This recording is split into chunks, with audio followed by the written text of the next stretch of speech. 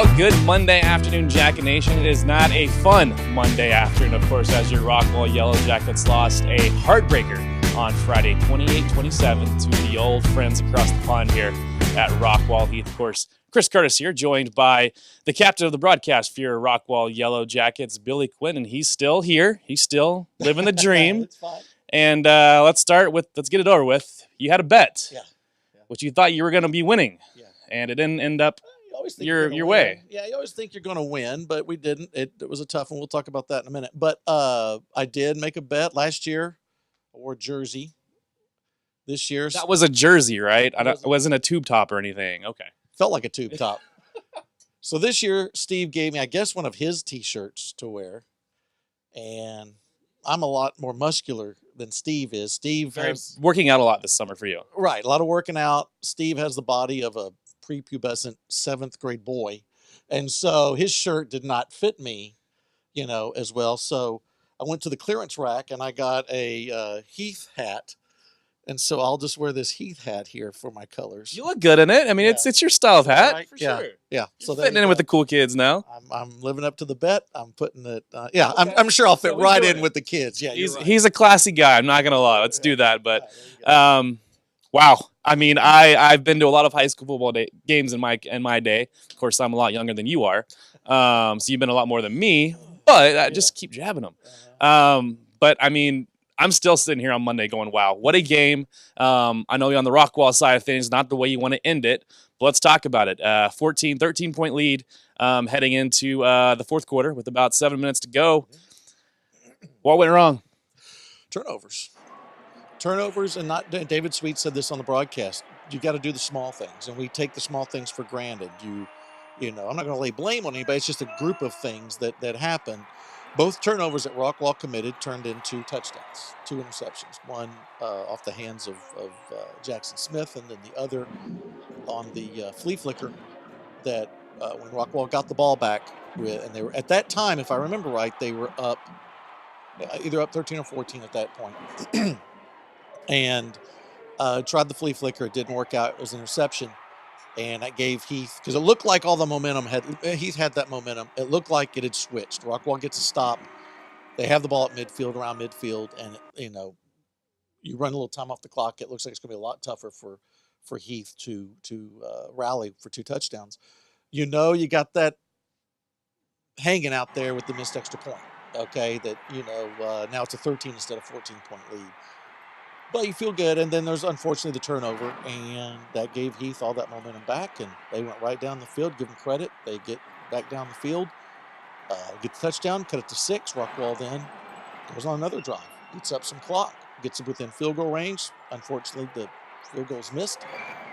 Gives Heath more life. They go down, and I think if you're somewhat familiar with this ball game, we all know how it ended. Let's bury that, of course, with the loss. Rockwall does drop in the not as far as drop in the rankings to number 16. Rockwall Heath jumps ahead of them at 15, but we bury it, we move on. It's not going to be easy this week either, as Longview comes to town. Longview now 6-1 against the Rockwall Yellow Jackets. I think we decided that was back in the 90s, the Rockwall's only victory, so nothing even this millennium against Longview. That just tells you how good Longview is. They might have a good chance this week to beat Longview, as Longview is taking on some injuries this week. But let's talk about Longview. What do you see in Rockwall's ability to bounce back this week and try to avenge that loss to Heath? Well, if you want to look at evidence of Rockwall bouncing back, I can give you numerous examples, both this season and previous seasons. There's been so many times that they have a tough loss, and you think, man, that may be the dagger. That may be the season right there. And then they do something. They get it together, and they start coming back, and they start playing like we expect them to play. This is a team that every season under Coach Webb, it gets better. You may have a loss or 2 in there as it goes, but these players are getting better. You can get better with a loss. I think they learned a ton in that South Lake Carroll loss. You saw it again after that South Lake Carroll game. Holy cow, we ain't what we think we are. And they go out there and just mop the floor with John Tyler, a very good John Tyler team. They used it. They got to use this Heath game, this Rockwall Heath game. And I think they can. Last year, in the same exact situation, they lose a tough one down to the end to Rockwall Heath. Now you got to go to Longview and play them. And they play them to the very end at the point that they have the ball with an opportunity to tie it and send this thing into overtime, or maybe win it if you go for two. And they don't convert that last drive, but they gave Longview everything that they could handle. This year, Longview does have some injuries. They don't seem as invincible as they have in the past. That doesn't mean a lot because that's why you play them. Rockwall needs to go out there and play their best game. They need to go out there and eliminate the mistakes. But they have a very good chance to do something special against Longview and get back on winning track. And all of a sudden, if they beat them, they're 2-1 in district and very much having an inside track to getting a playoff spot with this district with a number of games left.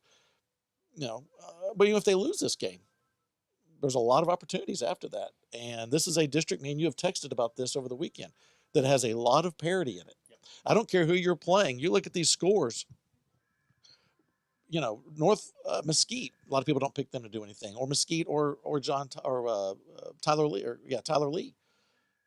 Those guys are good. They're very good teams still. They can come up and make a difference. If they don't beat you, they can beat somebody that you need to lose or whatever. Exactly. So who knows? This thing's going down to the wire. I honestly believe no matter what you do, there'll be some teams that'll clinch playoff spots a couple weeks before the season's over, but it's going to come down to everybody being eligible for the playoffs, I think, or most of them, when you get to the second to last week or the last week. So I think no matter what you do, just go out there, get your wins. We've talked about it before. 4 wins should get you a very good chance. 5 wins should get you in. Rockwall did it last year when they started 1-2. They ended up going 5-2 in district. I look at it the same way this year. Of course, Longview put up 57 points against Tyler Lee this past week. So, I mean, as you mentioned, a lot of parity. The only 2 unbeatens remaining now are Heath and Horn. They are both at 2-0. But as you mentioned, win this week, you're back at 2-1, and you're right back in this ball game, essentially in this district. And you and I have talked about it. 4 wins pretty much will guarantee you something. 5 will definitely get you something. So a lot to look forward to. Hands off the panic button. Got to move on from this. Sure. That's exactly it. Right now, Heath has the inside track because they still have an inside track to win the district championship still. They're undefeated. Rockwall can still look at a district championship, though. I mean, they're going to have some things help them. They do. They now have the tiebreaker. They don't have the tiebreaker against Rockwall Heath. But again, I don't see any of these teams going undefeated in district, and that's what gives you hope. Yeah, I mean, if you look at what happens as far as this week goes, if Rockwall can beat Longview, a team that many picked to win the district to start the year with Longview. I mean, you're 2-1. You now have the tiebreaker with Longview. You don't have it against Heath, but if Heath were to drop one on down the road, maybe even 2, Rockwall's right back up there. And if Rockwall can beat Horn, they still have a chance against Horn. You still have a chance against the other teams that are 1-1 right now. This thing's still very much in their control. Well, and let's look at last year. Not that, this is why we play every new season. And if you're going to learn from your mistakes, this is something that hopefully changes for Rockwall Heath. But they get the big win last year against Rockwall. Same kind of game where it was, it was odd ending on this one, but it was down to the last minute. Second. Yeah. Oh, this one was. This was down to the last second, but that one in 2016 was down to the last drive that Rockwall needed to stop, didn't get it, and Heath pulls it off. So I think, but look at how the season finished. Rockwall Heath then did not finish strong. They don't even get into the playoffs. Rockwall finishes strong. They get in the playoffs. So you can't let this one game decide your season. As I talk for Rockwall Heath, they got to go out there. They got to get that intensity again. They got to put the game behind them. As great as it was, and as great a win as it was, and as much emotion, you can't let that emotion control you. And Rockwall the same way. You can't let that emotion that's the other side of it, dictate your season either. You got to put it behind you. Let's go out there. We got another ball game, and let's go win it. Both teams, they need to go do that. It would be great for both of these schools to get into the playoffs and then make a nice run again. I mean, those are the years that you remember a lot. And we had it in baseball this year. Both teams went very deep in the baseball playoffs. That was fun. They had a chance to play each other at the very end there. They did. They both win their series. They were going to have a chance to see each other. That was a blast. Yeah. But unfortunately, both fell short, late in the playoffs. But this is what we hope for. And I just think it's one of those things. It's going to be a very, very interesting Friday night for both Rockwall and Rockwall Heath. And that's why I'm glad this game is early in the district portion of the schedule. Get it over with. A lot of emotion in this football game, as we all saw, went down to the last second. But it's behind us now. We can move forward. We can move on from the rivalry game and go give it your all the next couple games here and see what you can do as a playoff spot. So very glad this game is early in the season as opposed to maybe the end of the year where you put it all on the line at the end of the year and then you're all banged up for playoffs, which is not a good thing. So Well, let's look at basketball. That kind of happened in basketball where they play Rockwall and Rockwall Heath play at the end of the basketball district schedule. They play twice. So uh, that last game Rockwall played Rockwall Heath, it was a really cool atmosphere. It was at Rockwall Heath. It didn't really mean anything though. And so you don't want to use all that emotion that affects your playoff run. And I'm glad I'm with you. I wish it was the very first district game. And I think that would be fun. That way you can, and you got all these. Yeah, you move past it and you go on both ways. The Rockwall did the same thing when Rockwall defeated Rockwall Heath. Last time they did was 2013. They went out and lost to a much less talented North Mesquite team. That next week they did the same thing, and they needed help to get in the playoffs that year. And luckily they got it. Thank you, Mesquite Horn. Rockwall Heath did it last year, and so it's interesting how both these teams will use this game that we put so much into that still only means a district win or district loss. This win or loss is pretty much the same thing if Rockwall won or lost to Horn, John Tyler, or Longview. It's the same thing.